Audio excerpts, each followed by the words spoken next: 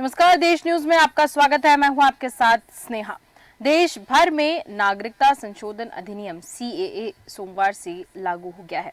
2019 में जब इसका कानून संसद में पारित हुआ था, तब देश में कई जगह विरोध हुआ था। गुवाहाटी में ऑल असम स्टूडेंट्स यूनियन के बैनर तले लोग सड़कों पर उतरे थे और हिंसा भड़की थी। इसके बाद सीएए का मामला थम गया था। बीते दिनों जब गृह मंत्री अमित शाह ने लोकसभा चुनाव से पहले सीएए लागू करने का बयान दिया, उसके बाद आसू ने विरोध की तैयारी शुरू कर दी थी। इस बार 30 जनजातीय संगठन और 16 दलों का विपक्षी मंच विरोध में उतरा है। एक दिन पहले ये जो संगठन है वो राज्य में 12 घंटे की भूख हड़ताल भी की थी संगठन ने, और मंगलवार से यानी कि आज से राज्य में इनके प्रदर्शन शुरू हो जाएंगे। असम पुलिस सूत्रों के मुताबिक विरोध रोकने के लिए गुवाहाटी में जगह जगह बैरिकेडिंग कर दी गई है। कई थाने क्षेत्र में खाली परिसरों में अस्थायी जेल बनाई जा रही है। राजनीतिक विश्लेषकों की माने तो इस बार आंदोलन उग्र हुआ तो राज्य के सभी 14 लोकसभा सीटों पर असर पड़ेगा। पिछले लोकसभा चुनाव में भाजपा 9 सीट जीती थी। असम में कांग्रेस की अध्यक्षता में बने 16 दलों के संयुक्त विपक्षी मंच ने सीएए के खिलाफ बड़े आंदोलन की धमकी दी है। मंच के सदस्यों ने गुरुवार को असम के राज्यपाल गुलाब चंद कटारिया से मुलाकात की और राष्ट्रपति द्रौपदी मुर्मू के लिए एक ज्ञापन सौंपा, जिसमें कि केंद्र सरकार की ओर से असम के लोगों पर सीएए थोपने से रोकने का अनुरोध किया गया है। सीएए को लेकर हलचल फिर से मच चुकी है।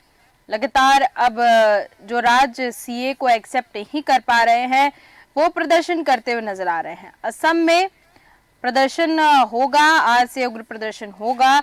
इसका सीटों पर क्या प्रभाव पड़ सकता है अगर हम पूरे भारत देश की बात करें, क्योंकि लोकसभा चुनाव बहुत ही करीब आ चुके हैं, तो इसका सीटों पर कैसे प्रभाव पड़ सकता है।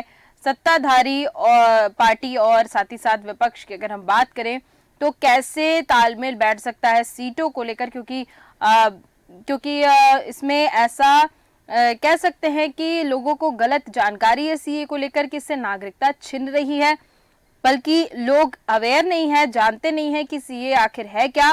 तो इसका क्या प्रभाव पड़ सकता है, ये जानने की कोशिश करते हैं। हमारे साथ रमेश शर्मा जी जुड़ चुके हैं। रमेश शर्मा जी, बहुत बहुत स्वागत है आपका देश न्यूज पर। जी धन्यवाद। जी रमेश शर्मा जी, सीए को लेकर लगातार अब ऐसे प्रदर्शन देखने को मिल रहे हैं। आज असम में बड़े स्तर पर प्रदर्शन चालू हो चुका है और लगातार बढ़ेगा भी, लेकिन यहाँ पर गौर करने वाली बात यह है कि आखिर सीए में कुछ ऐसी बुराई है नहीं, फिर एक्सेप्ट करने में लोग इसको क्यों नहीं अपना पा रहे हैं, क्यों इसका विरोध हो रहा है? देखिए, मोटे तौर पर ये जो कानून है इसमें भारत में रहने वाले किसी नागरिक का इससे कोई लेना देना नहीं। बिल्कुल, ये कानून केवल उन लोगों पर लागू होगा जो भारत, पाकिस्तान और अफगानिस्तान में धार्मिक आधार पर प्रताड़ित किए जा रहे हैं। ये उन पर लागू होगा, उनको इस नागरिकता देने की है। लेकिन अब ये ऐसी चर्चा है कि असम में, बंगाल में, झारखंड में, बिहार में कुछ ऐसी ताकतें हैं जो बांग्लादेश से और पाकिस्तान से मुस्लिम समाज के लोगों को निरंतर ला करके बसा रहे हैं।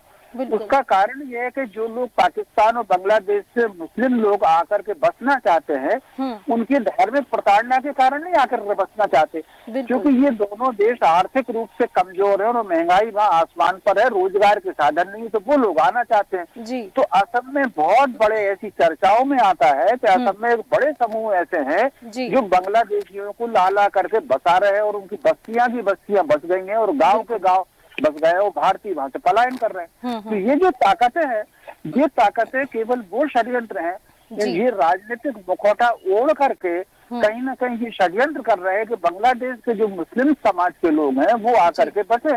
तो ये इसके पीछे षड्यंत्र है। अब इसको जो बहुत सारी चीजें, राष्ट्रनीति और राजनीति दोनों अलग होती है।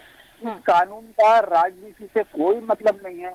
जब संविधान बन रहा था तब भी अम्बेडकर जी ने ये बात उठाई थी कि जो वहाँ के जो धार्मिक अल्पसंख्यक है उनको लेने के लिए कानून बनना चाहिए। पार्लियामेंट में 1955 में जब ये शरणार्थी कानून बना था तब उसमें नेहरू जी का भाषण था। इंदिरा जी प्रधानमंत्री बनी तब भी ये मुद्दा उठा। तो कुल मिलाकर के लंबे समय से ये मुद्दा उठ रहा था।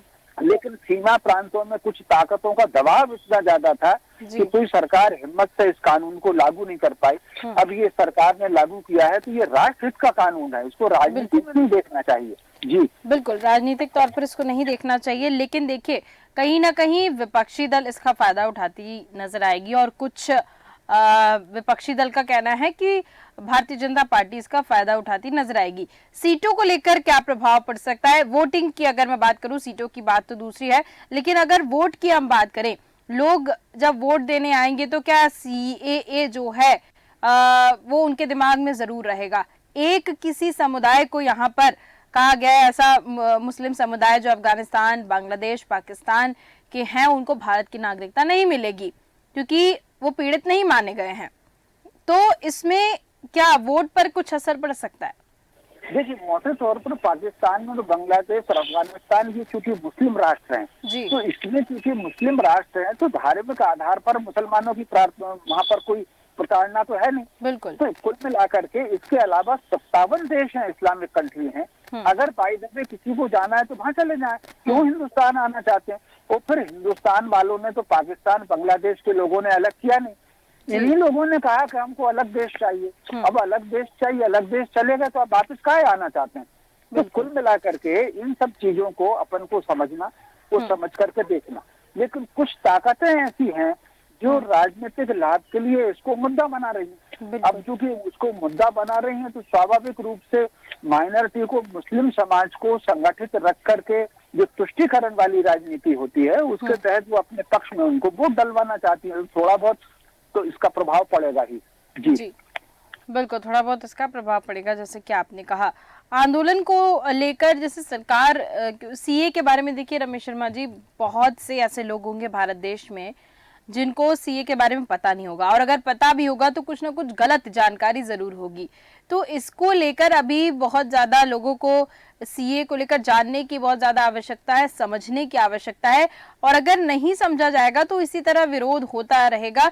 और जो कुछ समुदाय हैं, या कह सकती हूँ कुछ ऐसे ग्रुप बने हुए हैं, वो भड़काने की कोशिश कर रहे हैं। इसको लेकर क्या कहेंगे आप? नहीं, निश्चित रूप से ये बात बिल्कुल आपने बहुत अच्छी बात कही। तो वाकई इस कानून को लेकर के एक सामाजिक जागृति की, सामाजिक चेतना की और सामाजिक शिक्षा की बहुत आवश्यकता है। और इसके लिए मीडिया के लोगों को भी ये चाहिए कि इस कानून का स्पष्टीकरण बहुत स्पष्ट तरीके से करें और इस बात को समझाएं कि इस कानून का भारत में रहने वाले किसी नागरिक का इससे कोई लेना देना नहीं है, किसी की नागरिकता इससे कोई प्रभावित नहीं होगी। भारत में भी जो मुसलमान चले गए थे पाकिस्तान और किसी वजह से वो लौट करके आ गए हैं, तो उनको भी इससे कोई समस्या नहीं है। ये कानून केवल उन लोगों के लिए, इसके अलावा पाकिस्तान का कोई नागरिक, कोई मुसलमान आता है और नॉर्मल तरीके से वो भारत की नागरिकता लेता है तो उसका कानून अपने आप में बना हुआ है। उसको ऐसा नहीं है कि भारत, पाकिस्तान, बांग्लादेश, अफगानिस्तान का कोई मुसलमान आएगा तो उसको नागरिकता नहीं दी जाएगी। तो उसका कुछ आधार है, उसके अगर आधार पर वो आ रहा है तो उसको नियमों के अनुसार जो दुनिया भर के लोगों को नागरिकता मिलती है उस आधार पर पाकिस्तान, बांग्लादेश और अफगानिस्तान के मुसलमानों को भी नागरिकता मिलेगी। पर्टिकुलर ये जो कानून है, ये कानून केवल और केवल धार्मिक आधार पर प्रताड़ित किए जाने वाले लोगों के लिए है, तो ये बहुत सीमित है। इसका और बाकी कानूनों से इसका कोई संबंध नहीं है।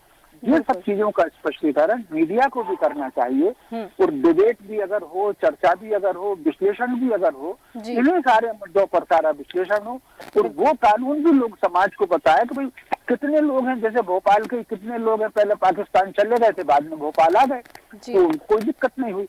तो कुल मिलाकर के वो नियम अलग हैं और उनके तहत फिर नागरिकता आप ले लीजिए। इस कानून को अलग रखिए, इस कानून से क्या।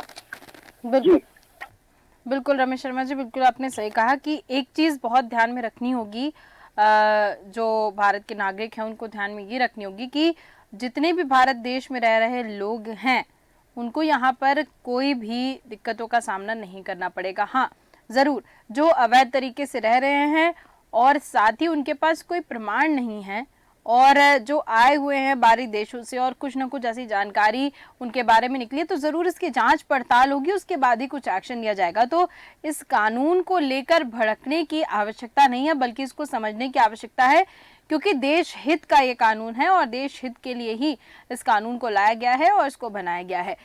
रमेश शर्मा जी, एक और चीज मैं यहाँ पर जानना चाहूंगी, जैसे ये कानून है CAA, अब इसको लेकर प्रदर्शन जारी है। प्रदर्शन करने से आखिर ये कानून आ तो गया है, अब इस पर इसके लिए पूरी वेबसाइट बनाई गई है, इसमें रजिस्ट्रेशन करना होगा और बाकी जो प्रोसेस होगी वो चालू हो जाएगी। लेकिन जो ये विरोध प्रदर्शन चल रहा है भारत देश में अलग अलग, उससे क्या निष्कर्ष निकल पाएगा? आखिर विरोध प्रदर्शन से क्या हो पाएगा? कानून वापस तो नहीं लिया जा सकता है? विरोध प्रदर्शन इस तरह के हो रहे हैं लोगों को भ्रमित करके। इसका उद्देश्य, दो उद्देश्य इसके उद्देश्य होते हैं। इसका उद्देश्य एक तो कहीं ना कहीं मुस्लिम समाज को संगठित रख करके अपना वोट बैंक बनाए रखना, एक उद्देश्य। दूसरा उद्देश्य ये है कि आप पूरी दुनिया में अगर आप देखें तो पूरी दुनिया में कहीं ना कहीं अमेरिका, ब्रिटेन जैसे लोगों की अर्थव्यवस्था में उतनी प्रोग्रेस नहीं है जितनी प्रोग्रेस भारत में है। इसके साथ साथ भारत एक ऐसा देश है कि जिसने साइंस में भी टेक्निकली इतनी तरक्की कर ली है कि अगर हम कोई अंतरिक्ष उपग्रह स्थापित करते हैं तो हमारी लागत नासा से सस्ती है, और नासा ने ये समझाया कि कैसे इसकी सस्ती कर सकते हैं। तो पिछले 5 वर्षों में हमने दुनिया के 17, 18 या 16 देशों के 70 उपग्रह हमने लॉन्च किए, जिसमें ब्रिटेन, फ्रांस जैसे देश भी है। तो ये जो इस तरह के प्रदर्शन करते हैं, इनका उद्देश्य भारत की इस प्रगति को रोकना। मोटे तौर पर परिवार हो, देश हो या समाज हो, यदि शांति होगा, सद्भाव होगा, समन्वय होगा तो वो तरक्की करता है। परिवार में भी अगर झगड़ा हो तो भाई में तो सारी तरक्की प्रभावित होती है। तो ये जो इस तरह के प्रदर्शन है और बंद करने के जो आयोजन हो रहे हैं, इससे कहीं ना कहीं समाज व्यवस्था बिगड़ेगी। अब जैसे मान लीजिए किसान आंदोलनों के नाम पर अगर दिल्ली को जाम कर रहे हैं तो कहीं ना कहीं अर्थव्यवस्था पर उसका सीधा सीधा असर पड़ेगा। ये जो असम में आंदोलन है, उसके बाद कुछ तैयारी चल रही है कि यूपी, बिहार में भी, झारखंड में भी इस तरह के, बंगाल में भी आंदोलन होंगे, केरल में भी आंदोलन होंगे। तो इसका उद्देश्य केवल भारत की प्रगति को अवरुद्ध करना है। बिल्कुल बिल्कुल, आपने सही कहा कि आंदोलन से कुछ ऐसा निष्कर्ष तो नहीं निकलेगा, क्योंकि CA को ध्यान में रखते हुए काफी सोच समझ कर इसको लाया गया है। काफी बार अमित शाह भी कह चुके थे कि चुनाव से पहले, लोकसभा चुनाव से पहले इसको लागू कर दिया जाएगा, और आखिर प्रधानमंत्री नरेंद्र मोदी ने जो लोगों से वादा किया था वो सभी पूरे करते हुए नजर आ रहे हैं। इससे एक और सवाल उठ रहा है, रमेश शर्मा जी, आखिरी सवाल रहेगा मेरा, कि प्रधानमंत्री नरेंद्र मोदी ने जितने वादे किए थे, बड़े बड़े जो उनके वादे लिखित तौर पर लोगों के दिमाग में भी थे, वो सभी अब पूरे होते नजर आ रहे हैं। तो कहीं ना कहीं जो मोदी की गारंटी वाला जो मामला रहता है, जिस पर विपक्ष अक्सर टांग खींचता हुआ नजर आता है, ये मोदी की गारंटी तो यहाँ पर सिद्ध होती दिख रही है। देखिए, निश्चित रूप से वाकई ये जो कानून लागू हुआ है CAA, इसका 2019 के चुनावी घोषणा पत्र में भी था और समय समय पर उन्होंने बातचीत की थी। इसमें कोई शक नहीं कि जितने घोषणाएं उस संकल्प पत्र में आई थी वो ज्यादातर उससे पूरी हो रही है। तो स्वाभाविक रूप से इसीलिए जो मोदी की गारंटी आया है, तो संकल्प के साथ काम करने का जो काम मोदी जी का है, इसमें कोई शक नहीं। और इसीलिए वो छवि है, और ये छवि वो 2014 से जो बना रहे थे, इसीलिए 2014 की तुलना में 2019 में उनको ज्यादा सीटें मिली थी। और मैं समझता हूँ अब जो है कहीं ना कहीं वो उनको 2019 से थोड़ा बहुत वोट के प्रतिशत में भी वृद्धि, सीट में भी वृद्धि इसकी होने की पूरी संभावना है। जी बिल्कुल बिल्कुल, आपने सही कहा कि कहीं ना कहीं जो उनके वादे हैं वो यहाँ पर पूरे होते नजर आ रहे हैं। तो इससे वोट में कुछ ना कुछ असर देखने को जरूर मिलेगा। हाँ, जिनको CA को लेकर अलग तरीके से उनका कंसेप्ट बनाया गया है, जो भारत के नागरिक ये समझ रहे हैं कि CAA गलत है, तो फिर उनको पढ़ने की आवश्यकता है और इसको समझने की बहुत आवश्यकता है, क्योंकि कोई भी ऐसा कानून नहीं होगा, देश हित में होगा तभी वो कानून को लाया गया है और उसको पारित किया गया है। बिना देश हित का यहाँ पर कुछ नहीं हो सकता, क्योंकि प्रधानमंत्री नरेंद्र मोदी अगर कुछ वादा कर रहे हैं तो जरूर प्रधानमंत्री देश को डुबाने का काम तो करेंगे नहीं, जरूर देश हित में ही ये फैसला लिया गया है। और इसको जिनको नहीं पता है उनको बिल्कुल समझने की आवश्यकता है और पढ़ने की आवश्यकता है कि आखिर CAA है क्या। बहुत बहुत धन्यवाद रमेश शर्मा जी, हमारे साथ जुड़ने के लिए, तमाम जानकारियां देने के लिए। तो सीए को लेकर बात कर रहे थे। दरअसल असम में आज से प्रदर्शन बहुत जोरों से चालू हो चुका है। पहले भी असम में प्रदर्शन छात्र संघ ने किया था, वहां का जो छात्र संघ है। अब यहाँ पर देखने वाली बात यह है कि आखिर प्रदर्शन जो है वो हो क्यों रहा है, जब सीए देश हित का कानून है और साफ स्पष्ट बताया गया है कि सीए में देश के लोगों के ऊपर कोई सवाल नहीं खड़े होंगे, कोई उंगली नहीं खड़ी होगी। आखिर ये गलतफहमियों से जो लोग भड़क रहे हैं वो खत्म करना होगा, सीए के बारे में समझना होगा। जरूर देश हित का कानून है और इसको सपोर्ट करना होगा, ताकि देश में जो भी अराजकता फैली हुई है, गलत तरीके से जो लोग बाहर के देशों से आके यहाँ पर रह रहे हैं और फायदा उठा रहे हैं, वो पूरी तरीके से बंद हो जाए। इसलिए सीए को लागू किया गया है। तो ऐसे ही खबरों का सिलसिला लगातार जारी रहेगा। तमाम अपडेट्स के लिए देखते रहिए देश न्यूज। नमस्कार।